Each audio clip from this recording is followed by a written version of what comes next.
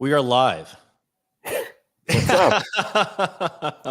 Hello, Jeff. How are you? Hello, Jeffrey. Does anybody call you Jeffrey? Does your wife, when she's mad, call you Jeffrey? No.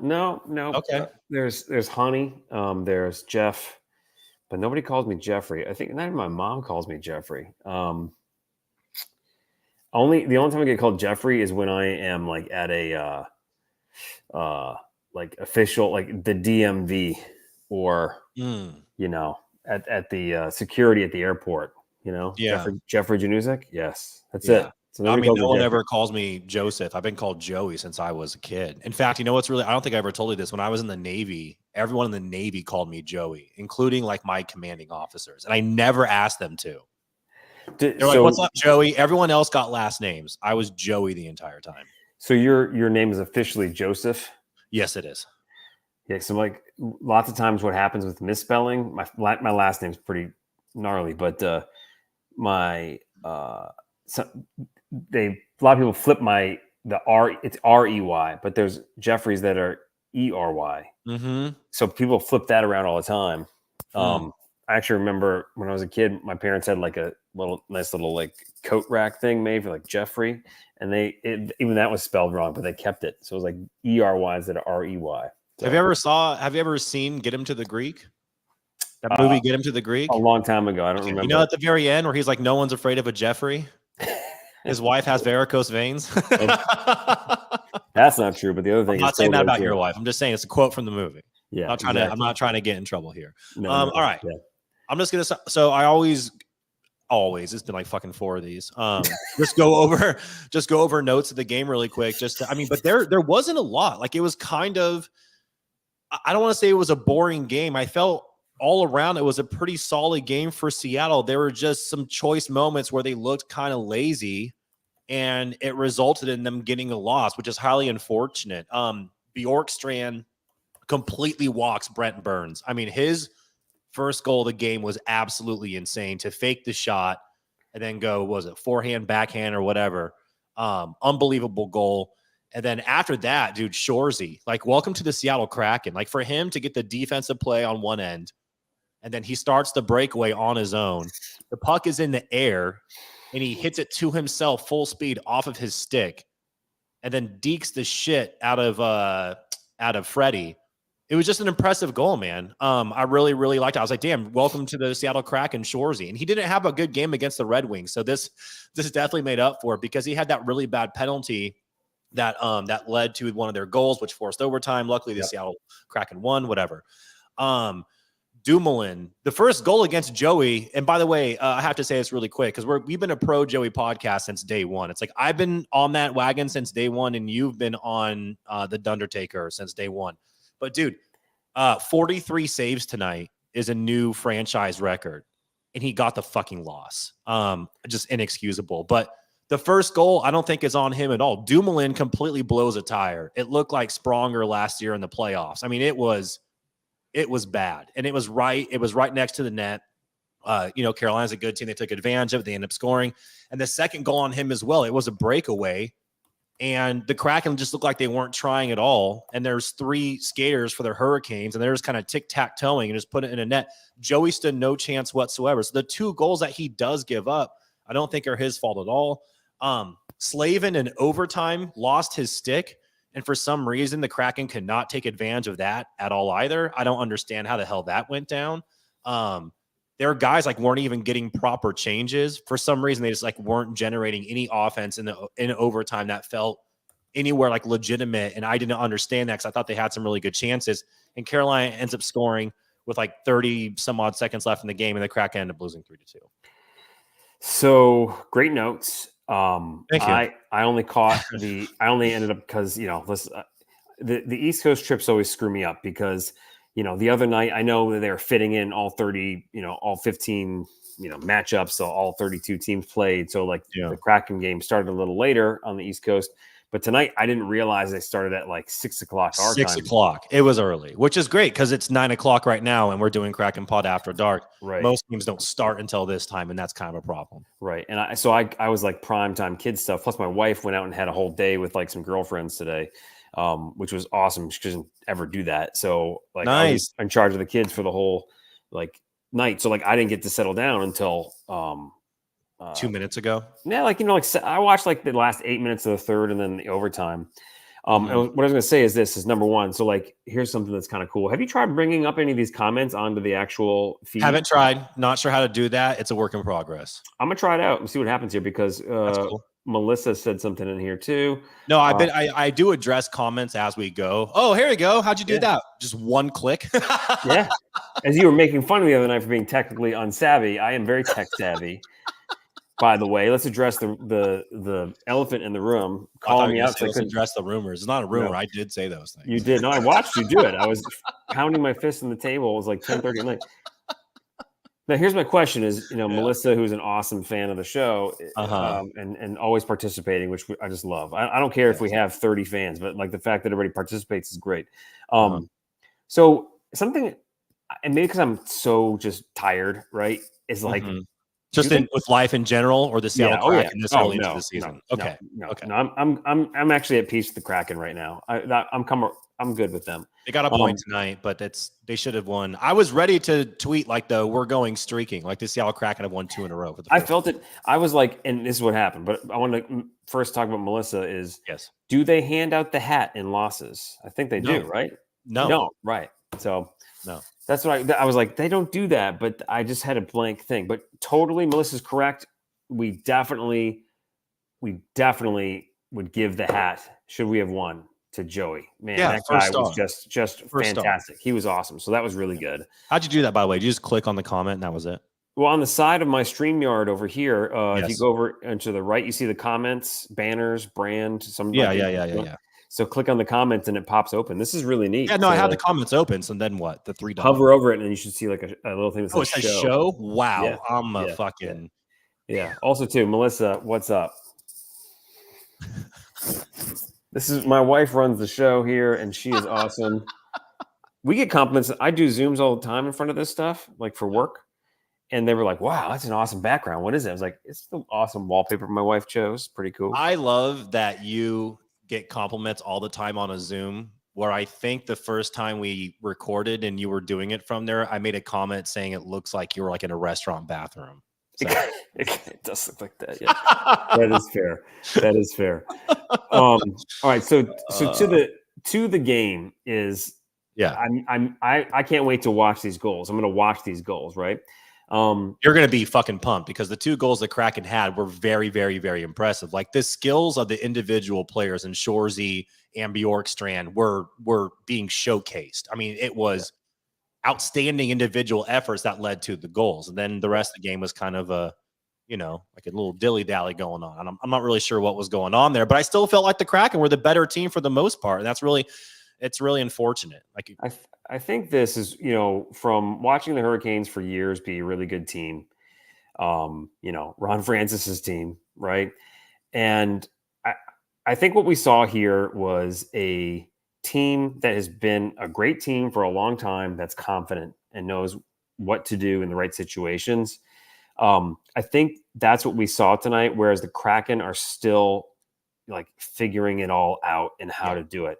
And the way the Hurricanes move the puck with like purpose, right? It's filthy. It's filthy. You stand no chance when they get in that zone. The extra passes, and I've watched them do this. It's like fast-paced tic-tac-toe hockey, and we're not there yet.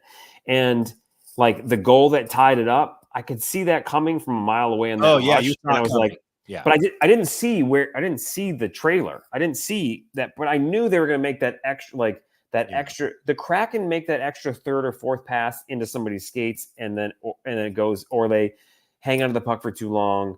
But these guys make that 3rd, 4th extra pass with like purpose, and that's what I saw tonight. Number one, I'm happy with the effort, at least from what I saw. So it's good to hear, much like the game the other night against the Rangers, when I only saw the last bit and I got flamed for not watching the first 2 periods. I'm happy to hear you say that they had a really good effort in the first 2 periods, and this is a really good team. And the Hurricanes, they've struggled a little bit here at the beginning, I think, and of the season.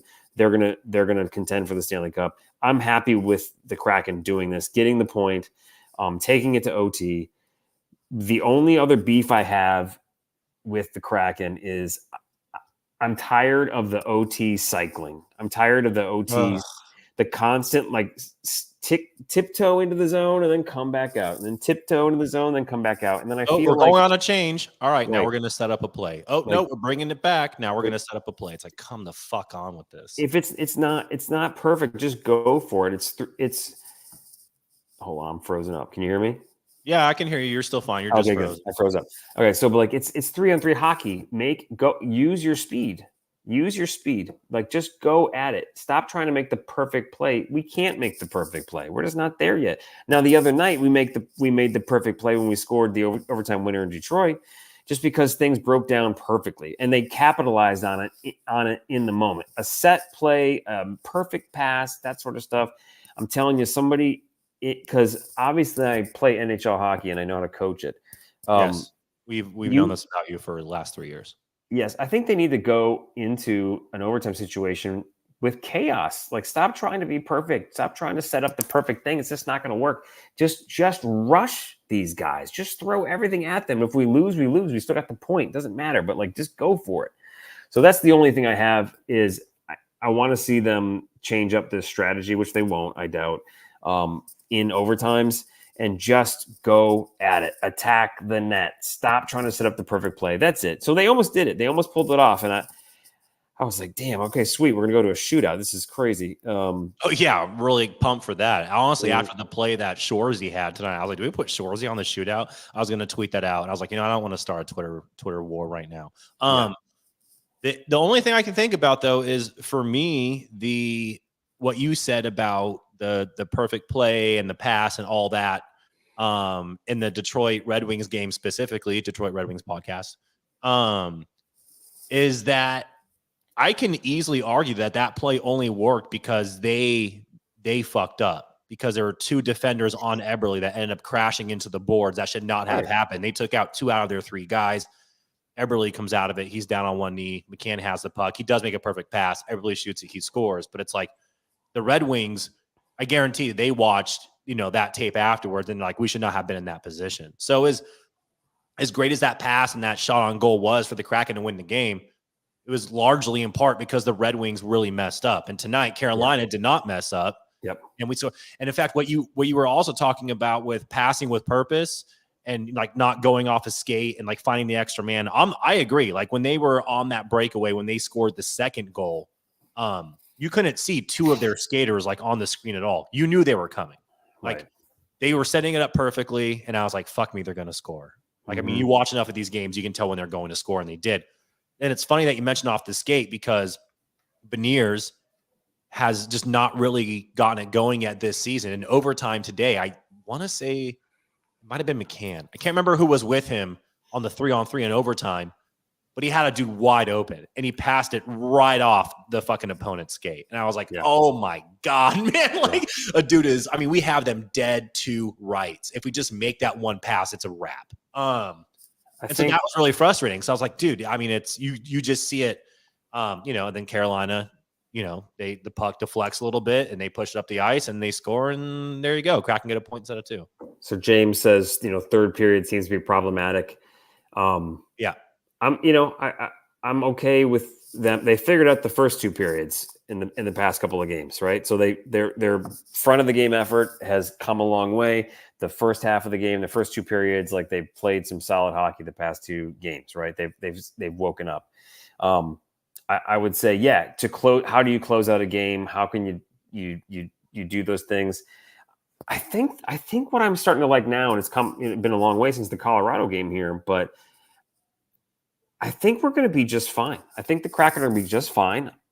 I think we're going to figure these things out. Here's what is awesome, and we should hang our hats on, right? We should hang our the Davy Jones hat on it. Is that this goaltending we're getting? Oh my God, it's better than porn, Jeff. Look at Edmonton. I'm fucking. You know what I'm saying? I mean, like, I'm sorry. I'm not sorry, but like watching Decord in net is a fucking master class. Oh, just like confident. The way he played tonight was, I mean, just in general over the season, but like unbelievable. I am not surprised at all that he got the start tonight they're, it's still early in the season, but we're starting to get a little bit into it where, like, if a goalie is hot, they're going to play him again. I thought it was the right call. It was the right call. But dude, like when things break down, he does not seem to get erratic or anything under pressure. And a big thing about Grubauer, and this is not an anti-Gru thing. I've talked about this before, but his his sometimes lackadaisical when it comes to controlling the rebound of the puck is problematic. And tonight I was thinking about that a lot because Joey was icing a lot of things down and he's just like casually doing the glove toss because he loves fucking tossing that puck around. But man, like Joey's ability, Pro Joey Pod, is fantastic. Like he doesn't seem phased at all. I mean, he's on the road at Carolina and they're putting a ton of pressure on him. I mean, dude, the guy stopped 43 out of 45 shots on net tonight. It's a franchise record. Like, what more can you ask for than that? And then we already talked about the 2 goals, but they were both, I mean, like, they happened, but you watch Dumoulin get the flat tire, then you watch the really lazy play by the Kraken on the breakout by Carolina. And it's like, all right, what do you want him to do at that point? He's done everything else for you. It's sad that he got a loss, but dude, the goalie play has just been absolutely outstanding. The last time we recorded an episode, I looked up stats, and by save percentage, he's a top 5 goalie in the NHL right now. Now, I don't know what those stats, still are currently. I'll wait until tomorrow to look it up just out of curiosity. But man, like the play from him, especially, like Gru has been playing really well too, but Joey fucking Decord, like he's that dude. They're playing fantastic. I like that there were some new scores on the sheet tonight for the Kraken. So it's starting to warm up because we're playing good teams and we're playing them well. And I think they've taken their lumps. The Kraken's taken their lumps, from the Rangers game and the Colorado game, and they're figuring it out. And now here's the one thing that I missed is, we've seen a very physical Kraken team. Were there any scuffles? Were there any skirmishes? Was it just straight? Because that's not really the Carolina Hurricanes game either. But okay, cool. That's interesting. So like they're adapting, which is cool. I think there were no skirmishes or anything like that tonight. There was a scare really early in the first period where I forgot who, but Schwartzy got collided with like center ice, playing hockey they tried to avoid each other. Right. Then afterwards, they're like helping each other up. So it's a very classy kind of a move, but Schwartzy was down for a second. It was kind of scary because he's been so hot for the Kraken to start this year and we really need him, but he got up and he was fine. But that was the only really moment where there was any kind of physicality. It was just a straight up hockey game, which kind of was the case for the game where the Seattle Kraken won their first ever game against Carolina 7-4. Yeah. Well, I think that great effort tonight. Goaltending looks solid. New scores on the sheet. They adapted to this game. Carolina's a fast moving transition team. So they kept up with them. They almost stole this one. They got a point. Super happy with that. We got an earlier game on Saturday, which is super nice. Wait, what time? I think this is our time, Central Time. It says 5:00 puck drop against the Panthers. I have people in town. It's Halloween in New Orleans, so I know, dude. I know, same thing. I actually I may be around. It's probably not happening. We may not. Yeah, I think it's a Saturday night. That's understandable. Wait, I have to. There's a comment I want to address here really quick. It's from Sergeant Pickles, and shout out to Sergeant Pickles. Yeah. If Joey can avoid going on his random adventures, he could be a legitimate top 10 guy. One, I think he's already a top 10 guy, and two, if the random adventures mean the way that he plays the puck, I'm going to pivot from that. And maybe that's not what you mean. Yeah. So you mean something Melissa, else. No, the same thing. Look, Melissa says the same thing. It's true. Yeah. I mean, I was nervous at that particular point. With that being said, overall, I actually like his aggressive play on the puck. I like that he comes out of the crease and creates opportunities for his guys. Mm-hmm. He's an extra passer on the ice, and it's not like he's fucking good at it. I also like on breakaways when he comes to the top of the crease and is challenging the skater. He's like, all right, we're doing this. Let's go. He doesn't sit back in the net and try to size up and remove some space. Yep. He meets them where they're coming from. And I'm like, you know what? I mean, it's worked for him so far. So who the hell am I, to tell him otherwise? Yeah. TC's right here is that he's redefining the role of the goaltender. And that's where, I always get nervous when a goalie leaves the crease, especially Brew. That's not his game. No, that is not. If Grew leaves the crease, I'm shitting myself. But I'm glad that this is being brought up because honestly, this is the first time I've really noticed that big time with Joey Decord was that every time he's in net, just watch how he plays. It's really aggressive. He plays the puck. He plays the puck, but he can pass well. He was playing the puck. He's faking out the forwards for Carolina and passing the puck behind him to a waiting defenseman off of the dasher boards, which is awesome. So he does move the puck. Now, like that, when that one time where he whiffs on that puck, it's going to be a goal. Then it's going to be a goal, and everyone's like, you know what? He might need to chill out on the aggressiveness. And Sergeant Pickles just had a comment on that as well, which I really like. It's like, yeah, maybe just learning when to pick his moments. I agree. Like, it doesn't need to be done every single time. He seems, I mean, clearly this is something that he has developed over the years of goaltending period. Like, he didn't just pick this up, but this is his style of play. Oh yeah. I love it. I think it's great. Yeah.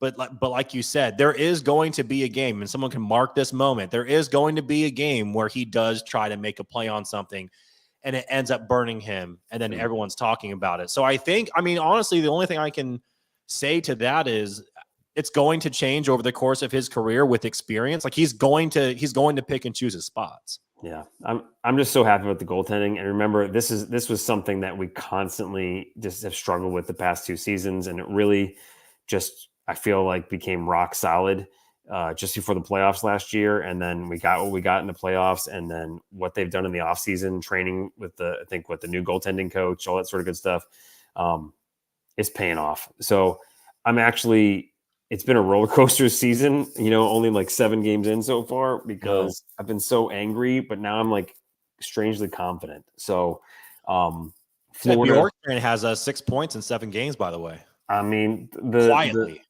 It's so weird to look at the NHL leaderboard right now with Stan, because obviously, like the other night, I'll say this is my daughter, she got out of bed and I was watching the Wings game, right? And she was Kraken game, yes. Yep, the Wings Kraken game. That's what I mean. Is like they're playing, but Charlotte was like, Dad, and she's so smart and so sweet. She's like, Dad, these are both your teams. Who are we rooting for? I said, oh, you know what? That's a great question, honey. I'm telling you what. I said, actually, I'm rooting for the Kraken here. And then my wife's like, oh, wait a second. And I was like, she was giving me some shit, which is funny. And I was like, well, and not that my daughter needed this explanation, but like the Kraken need this win way more than the Wings do at this time. Agreed. And like I said, is I want to see the both teams do well, but in that moment I was super pumped about it. So I think what we're getting out of these teams, this team right now is awesome. And back to the scoring leaders. That's what I was kind of bringing up. Thing was it was weird to see in the games. Like, wait a second, who's at the top of Dylan Larkin and DeBrincat they're at the top of the. So the fact that we quietly have Kraken players with 6, 7, 8 points, it seems like, I don't know if this is just me, but it seems like you could say, how many points does this leading scorer for the Kraken have? And I would say, like, I don't know, maybe 2. Yeah. Does it seem like that? It feels like Undertaker with 5 or something like that. Right. Which he's still getting his points, but I think he didn't get on the scoring sheet tonight. I don't believe he did either. Yep. I mean, whatever. He'll make up for lost time. There's also a game where he had a goal and 2 assists. So No, it's Undertaker. He'll be totally fine. No, Jack Hughes. I'm looking at the leaderboard right now. Jack Hughes is on fire. And all of these players are loving the fact that, oh God, why am I totally blank? McDavid is sitting, with his injury because they're going to get, until he comes back and then he runs it up on everybody. He's like, oh, I was gone for 2 weeks and you all think you're better at scoring than me. That's fucking adorable. No, including you, Draisaitl. I don't care if we're teammates. No. It's and Draisaitl's sitting at 11 points. He's like 6th on the list. He's still amazing, but he doesn't have his boy around. Edmonton's on fire. Edmonton is on fire in a bad way, like dumpster fire, and they got problems, and people are freaking out, and they should. Yeah. So, but anyway, long story short, is great game tonight. Very happy with what I saw. The overtime cycling, I think, needs to quit. That's the only the takeaway that I have for that. I can't wait to go watch the replay of the goals that were scored that I missed. And Joey Decord, our goaltending, like that's why I don't maybe that's why I don't feel the uneasiness of because the goaltending is so solid that the team can figure it out around them yeah. versus the opposite problem. I'm just telling you, having a good, solid, dependable goaltender is something that we need to enjoy this. And as long as everything stays here, then we're good. What is Greg? What is Greg saying here? I don't know, but Same I have to way. be really quick. So you're on your own for 2 seconds. Awesome, cool. I broke the seal with the beer I'm drinking, and I'm the only one drinking here. So that's true. I thought about it, but anyway. But Greg, this is awesome. I'm glad to see. Oh, there goes Joey's headphones. I'm not the only one that misses Kraken games often because of family duties, which is pretty solid. But yeah, I can't. And Melissa says too, I can't wait to see this goal because I don't know much about this dude, right? So like, I'm excited to see something and get to know and love this guy too. Let's see. Anything you guys think should be looked at for trades? No, I don't think so. I mean, if we can, he's shrewd, right? Ron Francis is super shrewd, and I'm just addressing this question. No, you're good. I had the bladder of a 3-year-old. I pee in like 2 seconds. That was crazy. It was like a fire hose or something. James. Oh, dude, it's just fucking Oh God, got to clean the seat, dude. You probably got a spray. No, it's all over the basketball shorts. We're fine.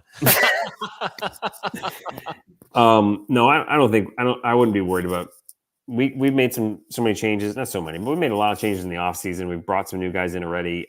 I don't think unless we can get somebody a good deal for us, I'm not thinking about trades at all. So I want to see where this team goes. I'm committed. They're committed to this team. Sorry. Yeah, no, I agree. Well, here's what I'm going to say is who's going to be our dude, I'm totally blanking again. Is who do we trade? Who do we trade in the offseason? The defenseman that we constantly Carson Soucy? I did not. Carson Soucy constantly. He struggled so bad last season, and Yeah.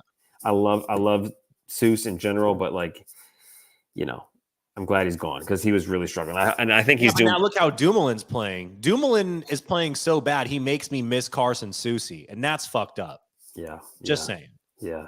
And I was an advocate for him. I still am. I mean, the guy's won it all, right? He has the experience. He was on the top defensive pairing. Yeah.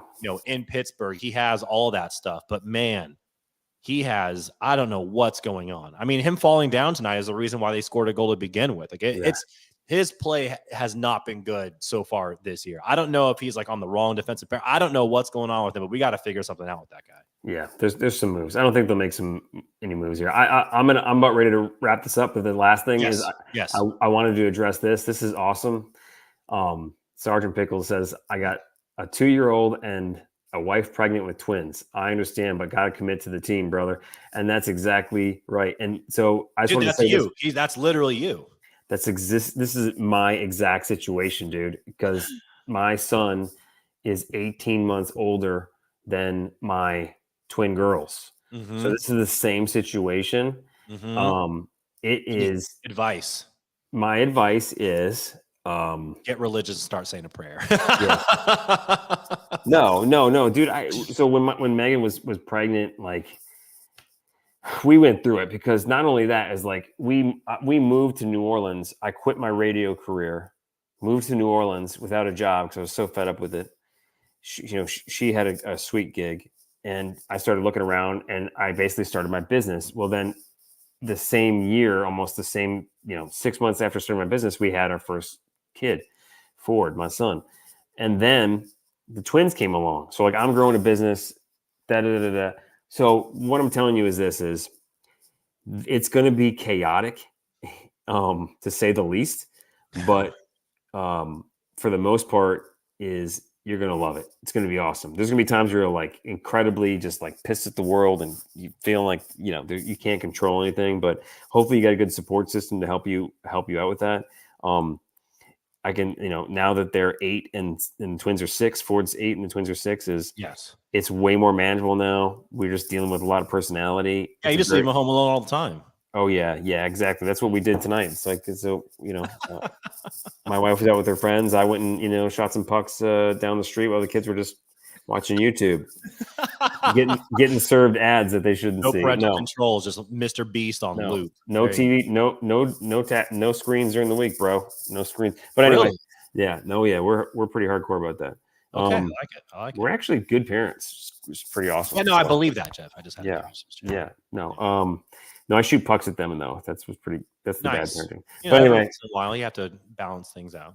I just want to say that, like, okay, so now he's saying, now we're talking a little bit in the comments. He's got a stable job, and the wife can stay home. Hell yeah, man, that's good. Dude, there you go. That's a win-win. Perfect. Yeah, my only advice is don't start a business and then have 3 kids.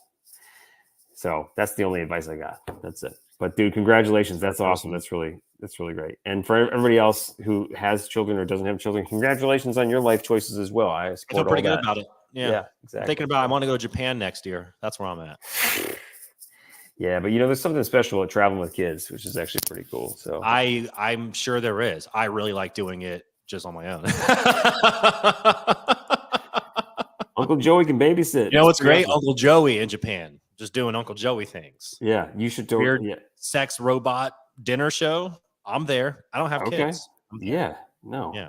Well, if you're going to look, kids got to be exposed to sex robots at some point because it's going to be part of their lives in 20 years. That's just a normal thing. Kids are going to be, that's exactly right. They hit 17, sex robots. Oh, God. Awesome. Well, dude, I'm glad I could finally figure out the tech to get in here and do this. Yeah. But here's a father of 4 right here. Greg. What's up, Greg? Whew, Thank you, Greg. 2 years ago, my wife almost had me. She almost had me. Let's do 4. What do you mean? Let's do 4. Let's have a 4. Oh, are you serious? Uh-huh. Oh. Yeah. Did you get snip on the down low? You're like, oh, we could try. I'm not going to say. I'm going to say there's been a shutdown, but we could still do it if we wanted to. It could still happen if we wanted to. But there you go. It's 44, man. No more. 44, no more. I'm 39 in 2 weeks, so my clock is ticking. 39, tons of time. That's what it means. There you go. That's what everyone says. Actually, that's the new thing. Start pumping out kids, bro. Yeah, 39, tons of time. There you go. I'm telling you. I'm gonna tell Lauren. Let's go. Hey, honey, we got to start having kids. Jeff says Greg and Jeff and Sergeant Pickles says we have to have a lot of kids. Yeah, well, everyone's gonna be like, oh, remember that time Joey was watching March Madness for a week straight with a bag of peas, and you just told everybody you had a stomach ache? Joke's on you. I went and got something done. Greg with the 4 kids definitely snipped. So yes, awesome. All right. Well, I'm gonna go do a little bit more work and then get to bed. We're out of here. You're doing more work? Like I said, don't have kids and start a business. That's for sure. So, but life is great. Life is great. Yeah. All right, Kraken Pod Fam. Appreciate y'all. We're out of here. We're in good shape. Let's go Kraken. We'll see you Saturday, maybe. Probably not, but we'll in the tweets. Yeah. Freaks in the tweets on Saturday night. We'll definitely be tweeting about it. That's for sure. We'll let y'all know. All right. Thanks, Kraken Pod Fam. See y'all later.